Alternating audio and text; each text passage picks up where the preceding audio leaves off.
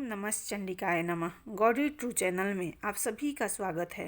यह श्रीमद् देवी भागवत महापुराण के तीसरे स्कंद के 27वें अध्याय की कथा है। इस कथा में हम लोग जानेंगे नवरात्रि में कन्या पूजन में निषिद्ध कन्याओं के बारे में और सुनेंगे नवरात्रि व्रत के महात्म्य के प्रसंग में सुशील नामक वर्णी की कथा को। व्यास जी बोले, हे राजन, जो कन्या किसी अंग से हीन हो, कोढ़ तथा घाव युक्त हो, जिसके शरीर के किसी अंग से दुर्गंध आती हो और जो विशाल कुल में उत्पन्न हुई हो, ऐसी कन्या का पूजा में परित्याग कर देना चाहिए। जन्म से अंधी, तिरछी नज़र से देखने वाली, कानी, कुरूप, बहुत रोम वाली, रोगी तथा रजस्वला कन्या का पूजा में परित्याग कर देना चाहिए। अत्यंत दुर्बल, समय से पूर्व ही गर्भ से उत्पन्न, विधवा स्त्री से उत्पन्न तथा कन्या से उत्पन्न ये सभी कन्याएं पूजा आदि सभी कार्यों में सर्वथा त्याज्य है।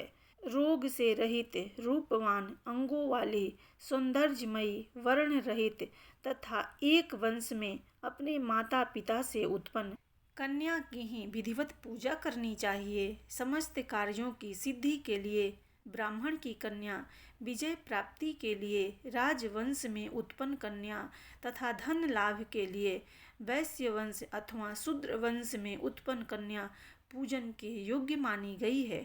ब्राह्मण को ब्राह्मण वर्ण में उत्पन्न कन्या की, क्षत्रियों को भी ब्राह्मण वर्ण में उत्पन्न कन्या की, वैश्यों को ब्राह्मण, क्षत्रिय, वैश्य तीनों वर्णों में उत्पन्न कन्या की तथा शूद्रों को चारों वर्णों में उत्पन्न कन्या की पूजा करनी चाहिए। शिल्प कर्म में लगे हुए मनुष्यों को यथायोग्य अपने अपने वंश में उत्पन्न कन्याओं की पूजा करनी चाहिए।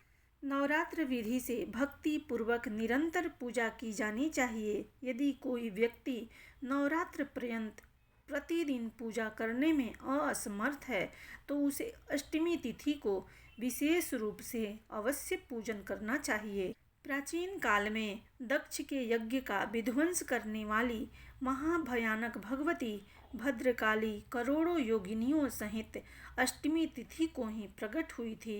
अतः अष्टमी को विशेष विधान से सदा भगवती की पूजा करनी चाहिए। उस दिन विविध प्रकार के उपहारों, गंध, माला, चंदन के अनुलेप, पायस आदि के हवन, ब्राह्मण भोजन तथा फल पुष्प आदि उपहारों से भगवती को प्रसन्न करना चाहिए। हे राजन, पूरे नवरात्र भर उपवास करने में असमर्थ लोगों के लिए 3 दिन का उपवास भी यथोक्त फल प्रदान करने वाला बताया गया है।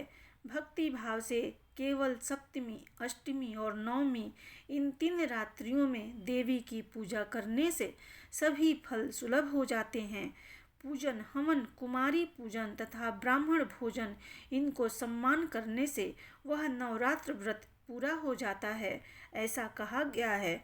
इस पृथ्वी लोक में जितने भी प्रकार के व्रत एवं दान हैं, वे इस नवरात्र के तुल्य नहीं हैं, क्योंकि यह व्रत सदा धन्य धान्य प्रदान करने वाला, सुख तथा संतान की वृद्धि करने वाला, आयु तथा आरोग्य प्रदान करने वाला और स्वर्ग तथा मोक्ष देने वाला है।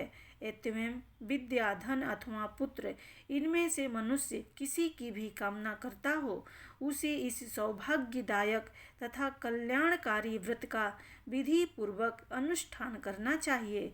इस व्रत का अनुष्ठान करने से विद्या चाहने वाला मनुष्य समस्त विद्या प्राप्त कर लेता है और अपने राज्य से वंचित राजा फिर से अपना राज्य प्राप्त कर लेता है। पूर्व जन्म में जिन लोगों द्वारा यह उत्तम व्रत नहीं किया गया है, वे इस जन्म में रोगग्रस्त, दरिद्र तथा संतान रहित होते हैं। जो स्त्री बंध्या, विधवा अथवा धनहीन है, उसके विषय में यह अनुमान कर लेना चाहिए कि उसने अवश्य ही पूर्व जन्म में यह व्रत नहीं किया था। इस पृथ्वी लोक में जिस प्राणी ने उक्त नवरात्र व्रत का अनुष्ठान नहीं किया, वह इस लोक में वैभव प्राप्त करके स्वर्ग में आनंद कैसे प्राप्त कर सकता है।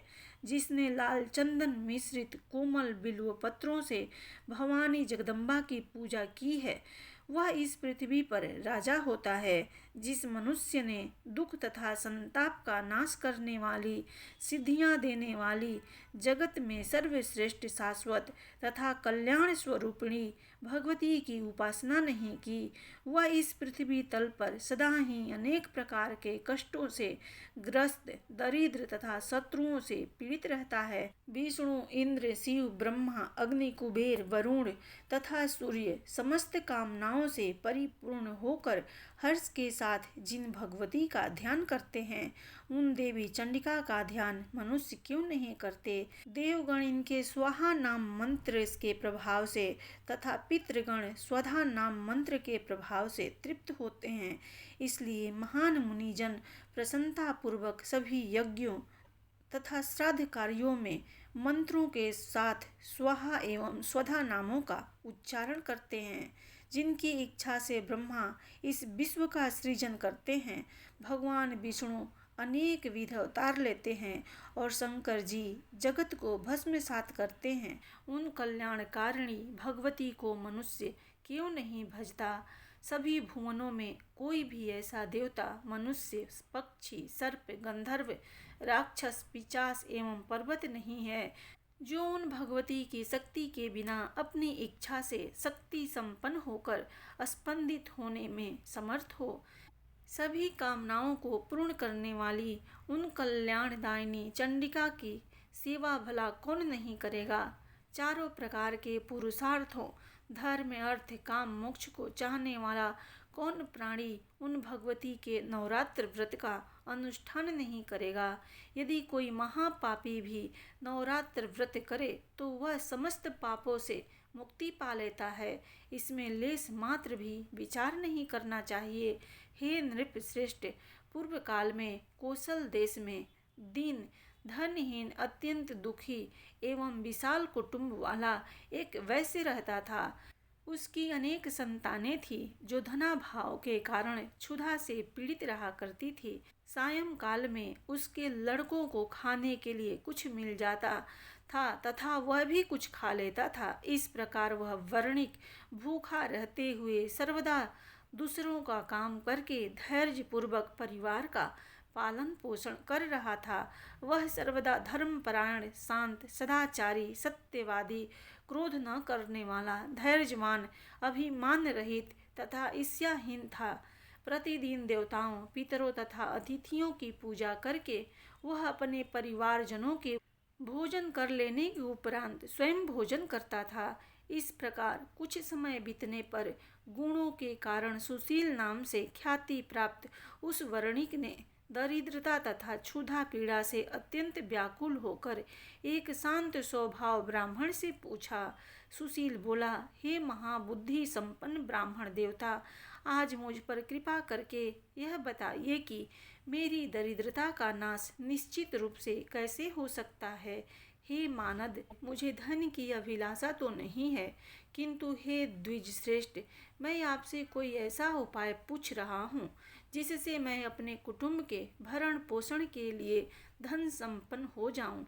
मेरी पुत्री और पुत्र क्षुधा से पीड़ित होकर भोजन के लिए बहुत रोते हैं और मेरे घर में इतना भी अन्न नहीं रहता कि मैं उन्हें एक मुट्ठी अन्न दे सकूं। रोते हुए बालकों को मैंने घर से निकाल दिया और वह चला गया, इसलिए मेरा हृदय शोकाग्नि में जल रहा है। धन के अभाव में मैं क्या करूं? मेरी पुत्री विवाह के योग्य हो चुकी है, किंतु मेरे पास धन नहीं है। अब मैं क्या करूं? वह 10 वर्ष से अधिक की हो गई है। इस प्रकार कन्यादान का समय बीता जा रहा है। हे विपेंद्र, इसलिए मैं अत्यधिक चिंतित हूँ। हे दया निधान, आप तो सर्वज्ञ हैं, अतएव मुझे कोई ऐसा तप, दान, व्रत, मंत्र अथवा जप बताइए जिससे मैं अपने आश्रित जनों का भरण पोषण करने में समर्थ हो जाऊं। हे द्विज, बस मुझे उतना ही धन मिल जाए और मैं उससे अधिक धन के लिए प्रार्थना नहीं करता। हे महाभाग, आपकी कृपा से मेरा परिवार अवश्य सुखी हो सकता है। अतएव आप अपने ज्ञान बल से भली भांति विचार करके वह उपाय बताइए। व्यास जी बोले, हे नृप श्रेष्ठ, उसके इस प्रकार पूछने पर उत्तम व्रत का पालन करने वाले उस ब्राह्मण ने बड़ी प्रसन्नता पूर्वक उस वैश्य से कहा, हे वैश्यवर, अब तुम पवित्र नवरात्र व्रत का अनुष्ठान करो।